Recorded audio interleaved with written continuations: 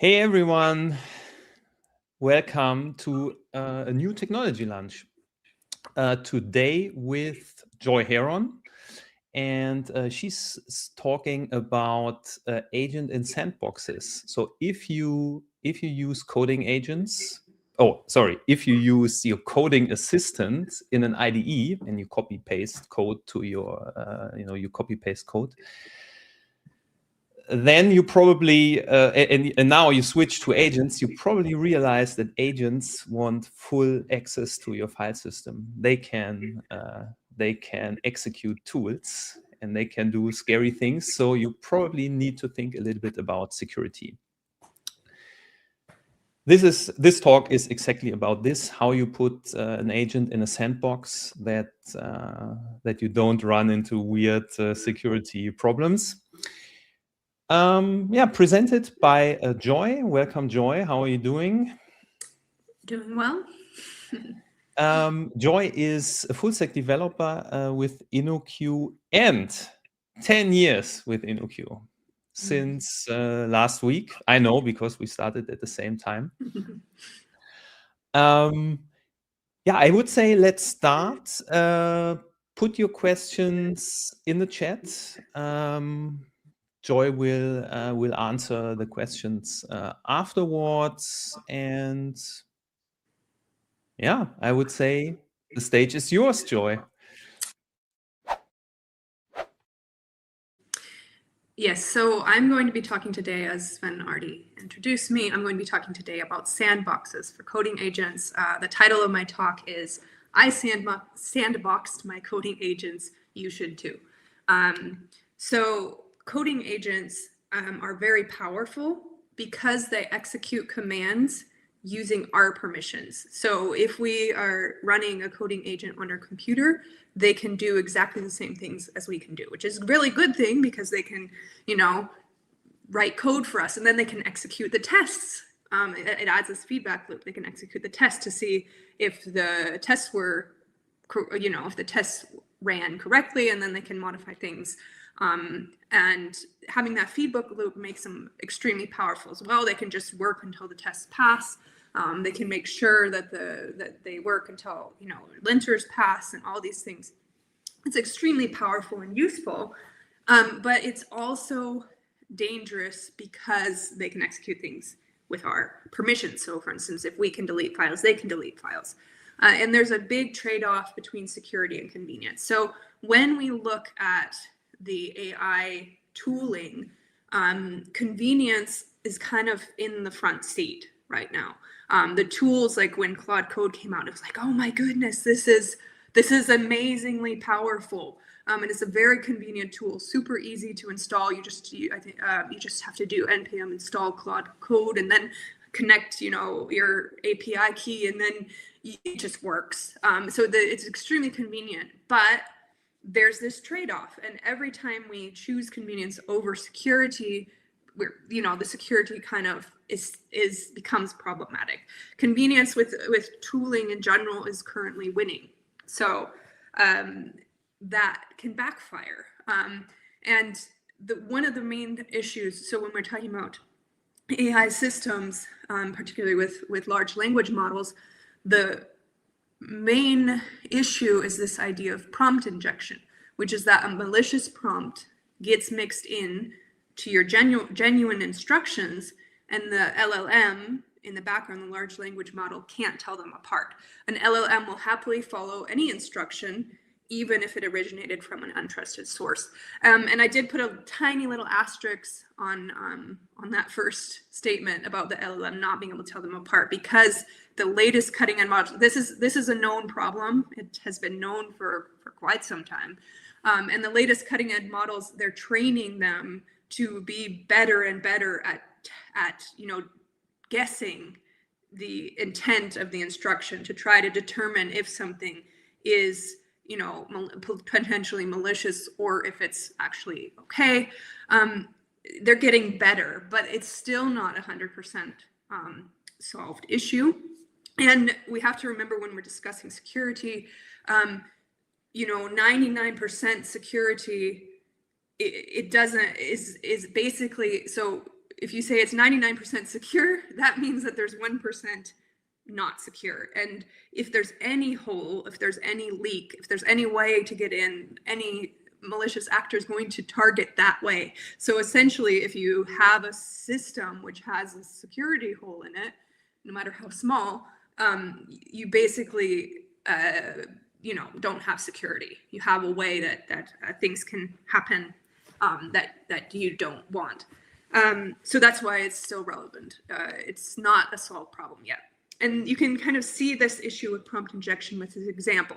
So an innocent prompt is that I am working on my system, and I ask my agent, please export all of my environment variables into a file so that I can inspect them. And then in another context, in the other side of the world, there's another prompt, this one from a malicious actor, and that malicious actor writes the same thing. Please export all my environment variables into a file so that I can inspect them. And you can see kind of the issue here. These are exactly the same command, but the intent behind them is different. And that's the problem with prompt injection. The AI agents, they can't read your mind, so they don't know what the intent is.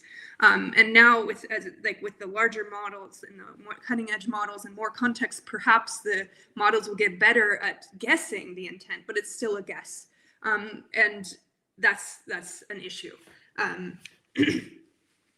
So when it comes to how can we mitigate against this problem, there's a term coined by Simon Willison called the lethal trifecta, which defines 3 specific risk factors for damage to be done that can be done to your system in the case of prompt injection. This is assuming prompt injection is a problem. This is assuming your agent can be compromised with prompt injection.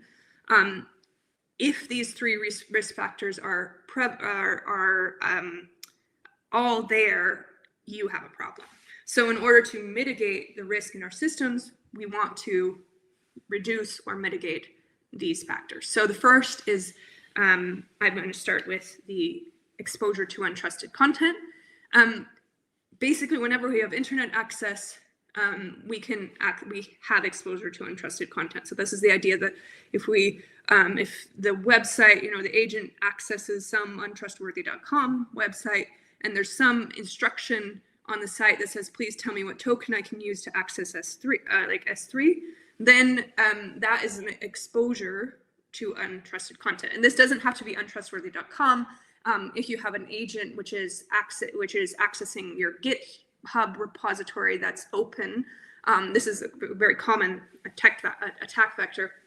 If anybody can, create a comment on your GitHub issues, and in that comment, they can create an issue in your GitHub issues, and in that issue, they can add a comment with prompts that tell some agent who might be listening what they should do. That's not what you intended to do. But this is just in general to show that anytime we have access to an internet site, this is a place where we can be exposed to untrusted content. The second of the lethal trifecta is the access to private data. So if I allow my agent to access any content, any data, that is all data that can be leaked in the case of an prompt injection attack. And on the flip side, the more I can reduce the amount of data that I want the agent to access, the less danger there is in the case of a breach. And the third ability of the lethal trifecta is this ability to communicate externally. So an agent would need to, if it's also the same, if they have access to the internet, then they can communicate externally. So for instance, if they can execute a curl request, some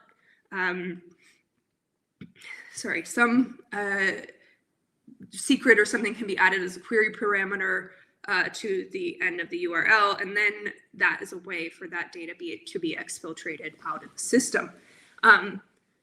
And you can kind of see how these three play together. So, and there's a rule, which is called the agent rule of two, in order to reduce, this is not eliminate, but in order to reduce the risk of something bad happening with prompt injection in your agentic system, we want to have each agent have access to a maximum of two of these, of two of the trifecta. Basically, for instance, if your agent has access to untrustworthy content and lots of data, you don't want it to be able to exfiltrate anything outside of their scope. Or if they can exfiltrate externally and have access to untrustworthy content, you don't want it to have access to any data that would be problematic if it were to leak outside of your system. So that's what I'm looking at here. There are some guardrails with agents. So if you've worked with something like Codex or Claude Code, which I use on the console, there are guardrails. The agents do ask, are you sure you really want to do this? Are you sure, can I access this folder? And this will keep us in the loop.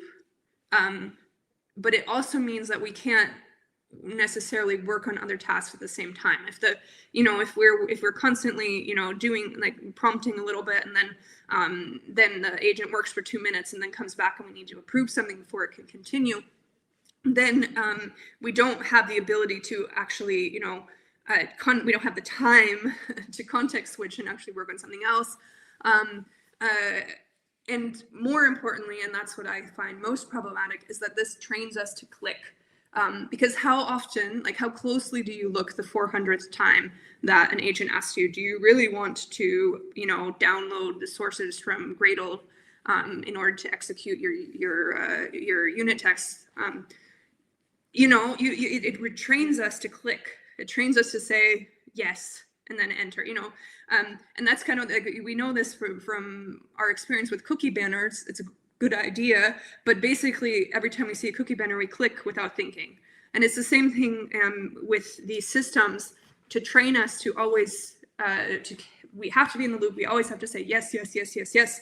That will train us. It's like our muscle memory activates before our brain activates, and we will always hit yes, and then realize if it's, in the situation that is something they shouldn't actually access, we would probably realize after the fact that something happen that we didn't want to happen, like click, oh no, and then it's like 2 seconds later you're like, oh, that was not a good idea, and it's already too late because they already executed the attack.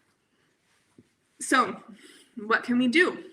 What I did is I looked into a way to create a development sandbox for me, and for me, everybody uses different tools. Everybody has different requirements. So there's not going to be one development sandbox solution that works for everybody. These are the questions I asked. What coding agents do I use? What development setup is necessary? What build tooling do I use? So for me, it was Codex and Claude, Docker, Gradle, NPM. What programming languages do I use? Java, JavaScript, CSS, and HTML.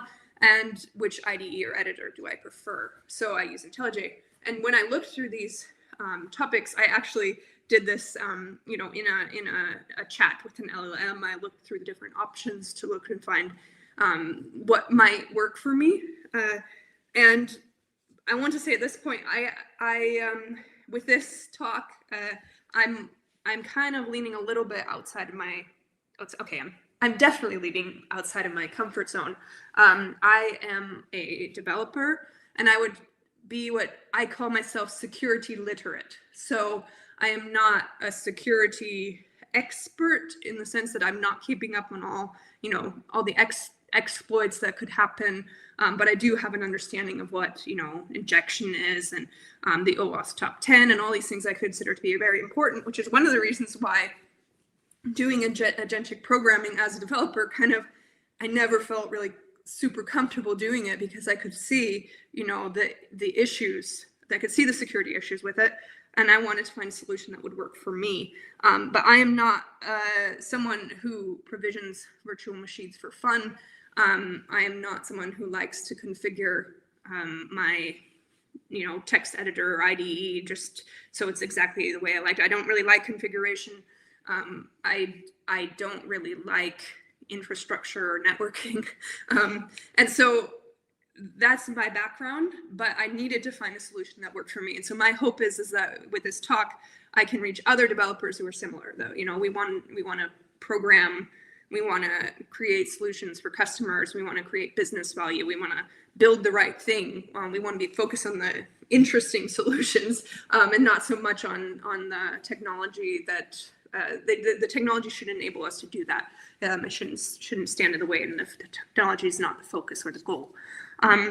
There's a lot of different sandboxing solutions. I haven't had time to look into all of them in detail. I'm going to be talking about a virtual machine solution, which I'll be talking about. I will show basically how I set that up on my machine. But you can look into the different options. Most of the options will fall into something like either a virtual machine, which is what I chose, or something like a container, like Docker, or you could even use a separate device. That would also be a valid sandbox. But I personally chose a virtual machine because I just want it to, I want it to be like a normal operating system where I can set my config once and then it works. And we use Docker in our project, and I didn't want to write a Docker container to execute my Docker. That seemed like too many Dockers to me. So it's just a personal thing. But those are my decision criteria. I wanted minimum configuration. I wanted it to be LLM agnostic, which is important for me because I don't use exclusively Claude. I don't use exclusively Codex. I also want to experiment in the future with Gemini and with the Google AI things. And in 3 months, when the next new cutting edge tool comes around the corner and the next new model is there, I want to be able to experiment with those and not nail myself down to be able to use only one AI tooling. And I also, for my solution, wanted something that was a bit older. I wanted to be tried and true. I wanted to be battle tested by different people and used extensively, because then you know that there's some time that has gone by, and it's more likely to be a stable solution. This problem is known, and so there's a lot of solutions that are kind of popping up right around now because they solve exactly this problem. But I was leaned more away from those solutions and towards something which I could set up myself and look into and verify myself. So this is a solution that I found. This is basically there's some, like, I also define some ports, but basically this is the entirety of the YAML file that I needed to set up my sandbox. I plugged in a Ubuntu release version, the CPUs I needed, the memory I needed, the disk space I needed. I mounted one folder on my computer into my sandbox. And then this is what, like, in setting up my sandbox, this is the first step of my sandbox. This took me the most time because I run, for our project, we need Docker images, which are Linux images, but I'm running on a Mac. And so this basically enables Rosetta, like, emulation, so that the Linux Docker images that I run inside the virtual machine still work. And that is what, if I had known this in advance, I think setting up the sandbox, like using this config, would have taken maybe 3 or 4 hours max. But because I didn't know that, it was like maybe a day and a half because I did some debugging. So I'm going to just show exactly that, and I'll show you the config. That's the file. So this is exactly what I just showed you, the configuration for the Linux virtual machine, and I can use the Lima kotu CLI command to start that virtual machine. This will create a new virtual machine, and then it takes a little while. It pulls the image and installs it. This part only takes a little while at the beginning. Once you've downloaded it once, then you can usually just start it pretty quickly, and that you only have to do once, and then you can just connect to that virtual machine via the shell command, which I'm going to show as soon as it starts. So it's almost ready, I think.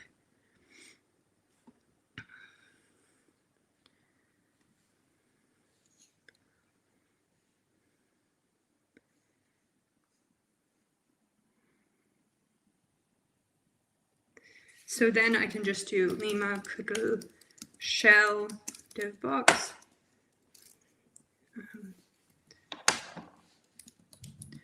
And then I'm on a virtual machine inside of my folder. So then I'll just show you this. Yeah. So then I'm here, and this is a virtual machine, a Linux virtual machine, and I can install everything I need to install for my development environment. I can install my agents, and we're good to go. So I'll exit out of that now. Exactly. Oof. And what I would have showed you before is, so the this mounting provides an isolation layer. So I can actually, on my host, I have a lot of different files, but in the mount file,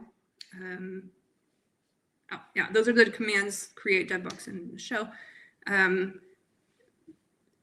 So I can mount this directory into my virtual machine, and then the basically the virtual machine, and any coding agents in the virtual machine, they will only ever have access to this folder. They won't have access to anything else on my computer. They won't have access to my, my password vault or my pictures or any other, projects which aren't relevant to that, like coding agent. I can separate it by project as well. I can create a separate development sandbox for each project. It's not an issue. And it's kind of like, so if I look, so the projects folder, like the demo projects folder would be here. But the agent, in the eyes of the agent, nothing else exists. So this provides me protection against the access to private data. I have the full control over what my agent can see, and they cannot see anything else because they do not have the permissions to do so. So this is a good first step.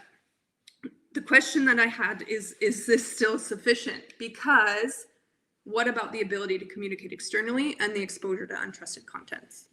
And one thing is, like, even if we don't have production credentials in the sandbox, do we really want our code base to leak in the case of a breach? So when we're talking about, sensitive data, that's, yes, production credentials, our bank data, like there's lots of things that we definitely wouldn't want to be to be exfiltrated.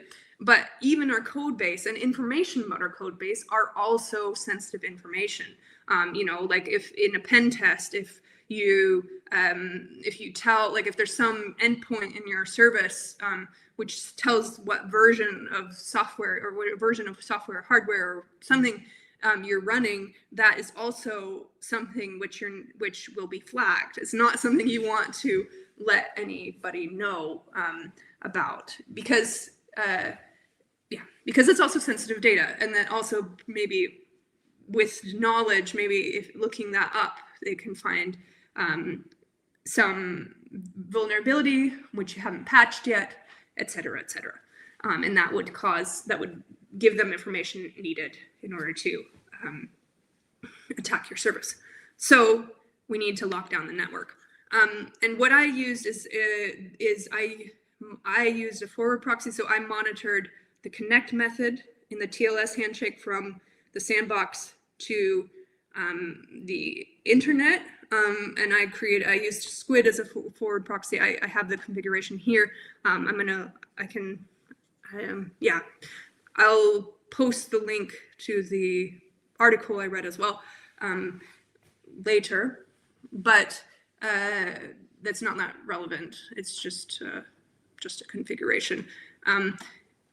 But basically, the idea is that I have the sandbox, and then I add a proxy on the host in front of the sandbox.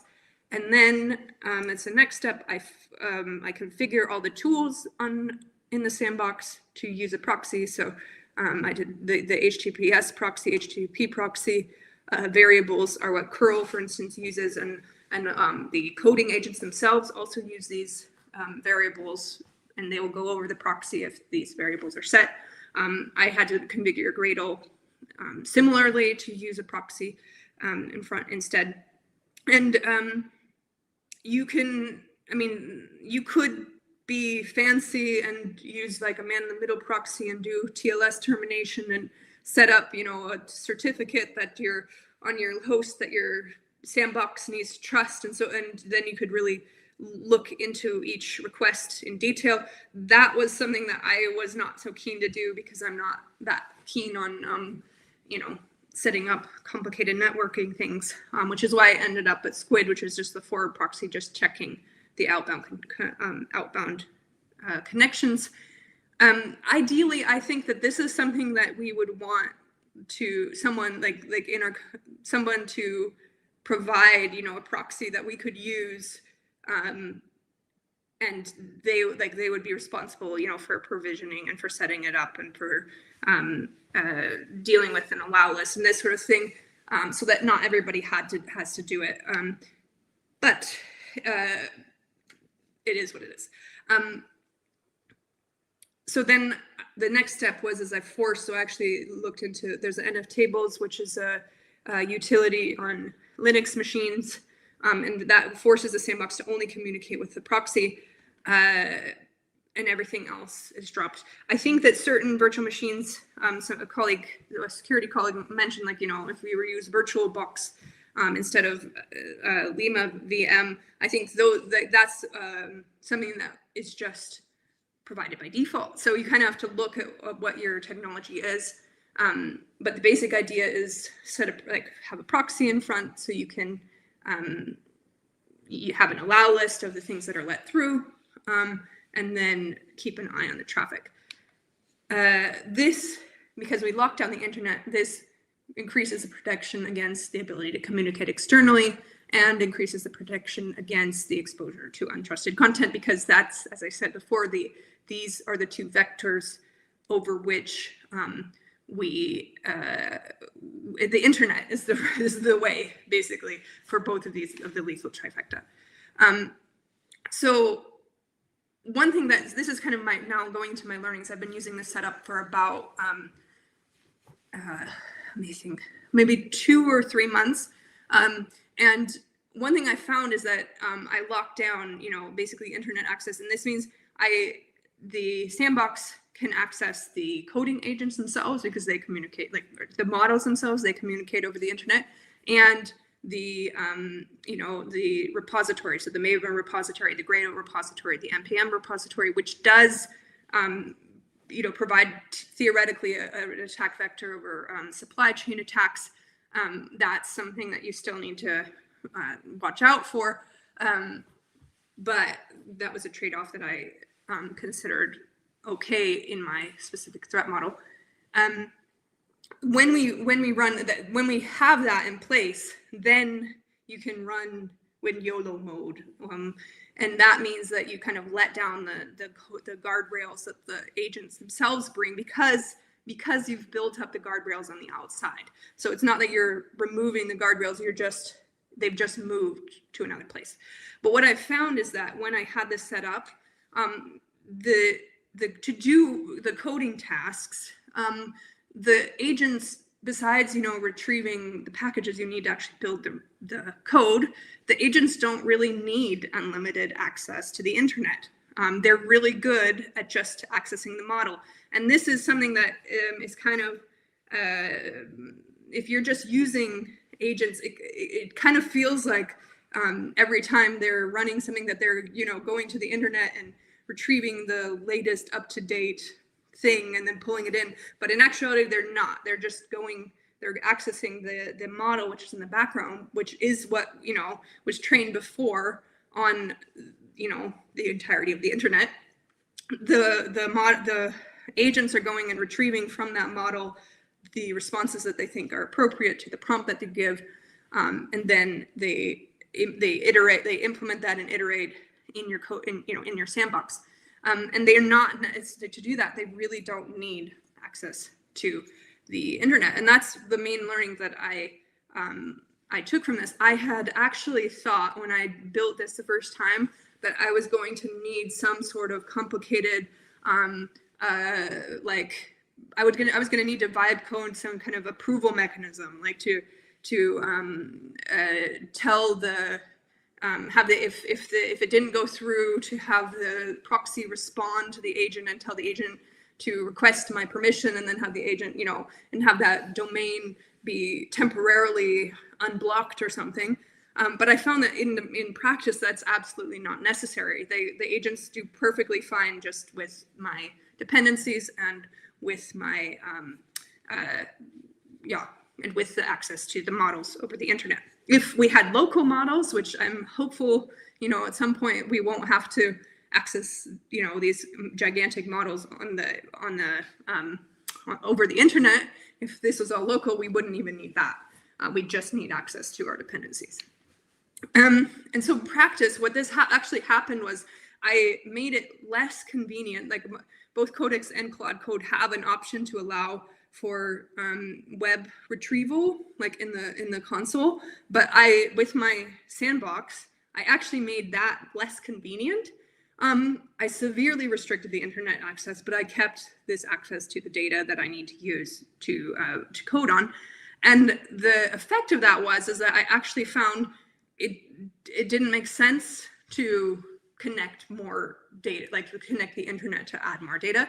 I found myself kind of moving between the virtual machine with the sandbox. And if I need, to think through a feature where I really want, different inputs from different websites, I really want the latest, up-to-date, whatever, I found myself re-navigating back to using a chatbot.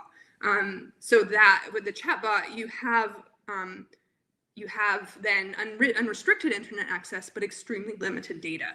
And I found that this is just the pattern I ended up using. I used to use my virtual machine with my sandbox, severely restricted internet, no data, and then the chatbots with the unrestricted internet access, severely restricted data. So that kind of naturally follows this rule of two. You can't, if you have internet access, you can't have the rule of two because if they have data, because as I said, if the agent has access to the internet, you automatically have both exposure to untrusted content and an ability to exfiltrate. Just a short word about OpenClaw, which is the latest and greatest bleeding edge of the bleeding edge of technology. The OpenClaw is kind of interesting because it's basically the exact opposite of everything I just said. It's convenience versus security, and the security was sacrificed in order to increase convenience. So it's letting the agent out of those built-in, mechanisms and giving the agent more agency to allow the agent to do things on your behalf on the internet, to be able to go and actually, fill out a website for you or email someone for you. If you're using OpenClaw, use a physical device as a sandbox. Really think about not giving any access to data that you don't want to leak onto the internet.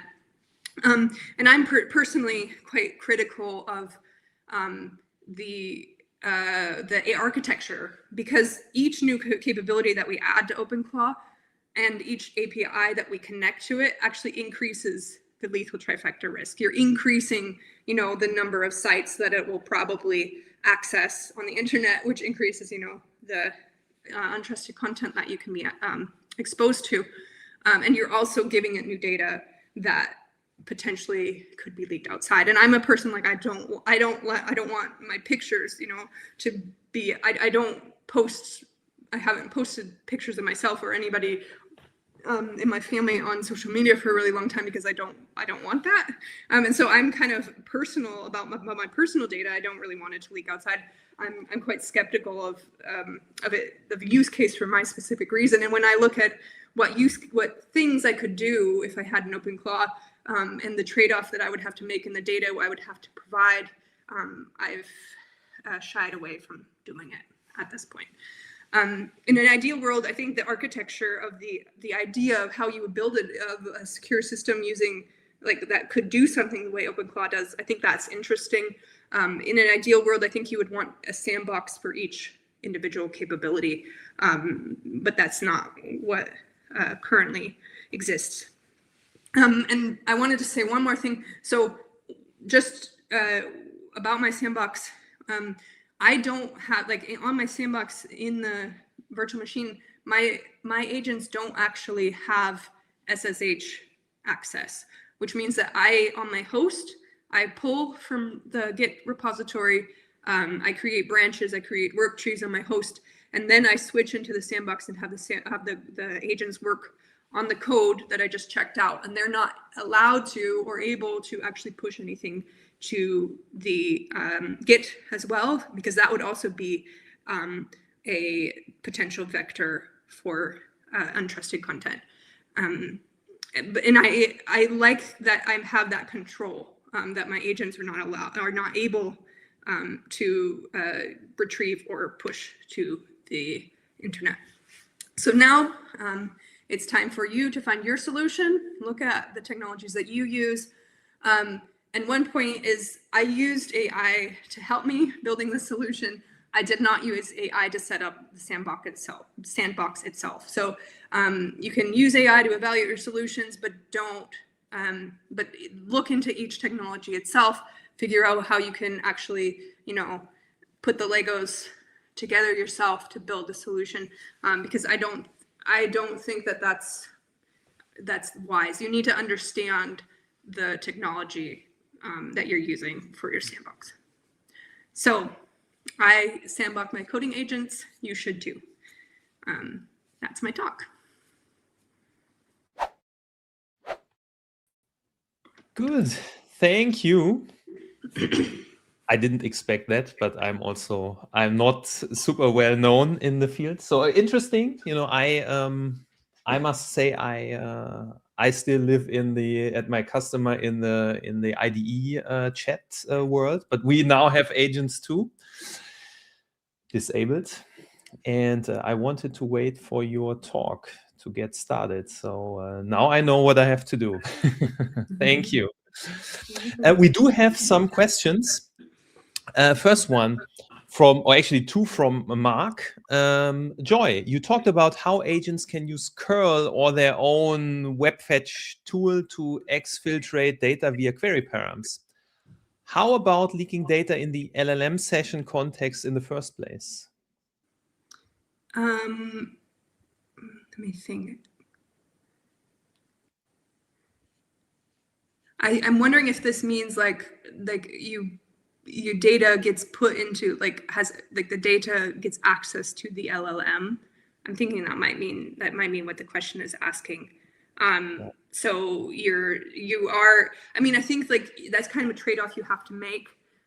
You have to in order to do the coding tasks, the LLMs do need some access to your data. I would say the other thing is on your sandbox, you're working with test data. So we don't have production credentials in the sandbox.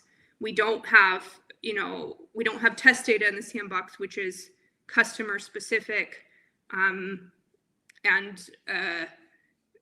the other thing is that there are options with Anthropic and OpenAI where you have a data privacy agreement that's signed. They're not, if you have that, you're using the pro accounts, they're not allowed to use your data to train further models. So that's something you want activated. You don't want to use the open models, the ones that are open to the internet, the free ones. You don't want to use those for coding, because that is also basically giving giving OpenAI data, and they will use that to train their next models. So that is also an exfiltration through the LLMs. Yeah. One question from Splendid Name. That's an easy one, but I was also wondering.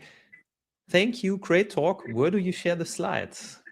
Oh, I will post them on LinkedIn, but I also, if you go to joyheron.com, joyheron.com, I have I put up a quick link section on my website where you can look and see. I have some links to some talks that I gave and to the slides for this talk. Look, see, and copy. That's my that's my process. Okay. Again, Mark, working in VMs, what are your experiences in terms of loss of compute power and loss of I/O throughput, especially with disk I/O when compiling larger code bases? I haven't had much of an experience. I have an M1 Mac, so I'm very privileged in that respect.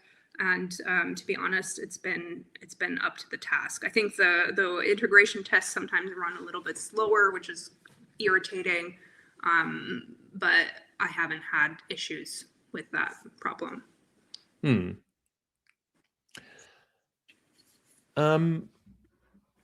Mr. DeMelco, following OpenAI news, there is no data privacy agreement as the US government is using all our personal data on OpenAI. Yes. I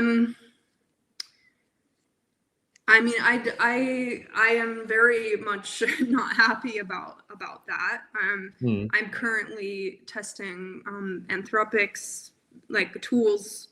More like I'm doing an I'm doing an Anthropic month, I would say, to see if the models there are sufficient for me. It really irritates me because to me GPT 5.3 is just better, the best. And so even Opus, like I'm using it recently, and it's good, but there's something about the it doesn't follow my instructions like to the letter.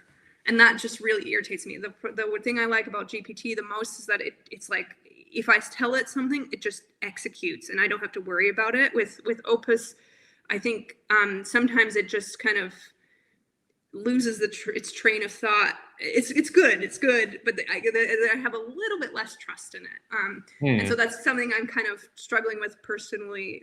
As I said, I've switched for the month. I'm testing out Claude Code, and again, I was using it previously to see if Claude Code does everything that I needed to do. That's irritating. Yeah, the OpenAI is really irritating to me. All right, Lucas asks, great talk, thank you. My question is, why did you choose DevBox and not Docker? Do you have some reasons against Docker? It's personal preference. I could have used Docker. A lot of colleagues, I think, have used Docker or dev containers or some other technology. My issues is, so we use Docker, and then we have Docker Compose to, pull all the dependencies that we need to throw it up. And then it's like, then that would be an extra Docker over the top that would, provision everything. And it's just more configuration that I want to write, frankly. That's it. Yeah.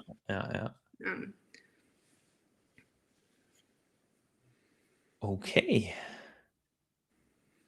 That's so far all questions. Perfect. It's 1 minute to go. We are on time. Thank you very much to all people who attended the session. Thanks a lot for Joy. I enjoyed it a lot and I learned a lot. And that's also the feedback from lots of attendees. So again, big applause. Maybe one final remark. We have in 1 month yet another agentic technology lunch. It's a bit different than today. So next month we have Felix and Dominic and Dimi. and they will discuss all things related to agent when it comes to security. So I need to look at my notes, sorry, and I cannot just find it. I screwed it up. But basically, what they discuss is new attack vectors in the supply chain if you use agents. And I think that's going to be pretty interesting. So it goes in the same direction, but it's a bit broader, I would say. I recommend tuning in. So I got feedback from all of these colleagues too about my security approach, and they said it was okay.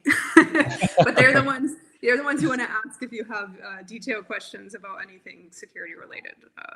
I would take advantage of the time. Yeah. Now I found the notes. So it's about security implications of agentic AI systems, new attack vectors, prompt and tool injection, supply chain risks, and governance questions. So now we have it.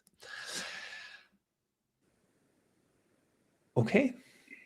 So thanks to everyone again. If you haven't done so, just follow us, subscribe our YouTube channel, and see you next month. Cheers. Bye-bye.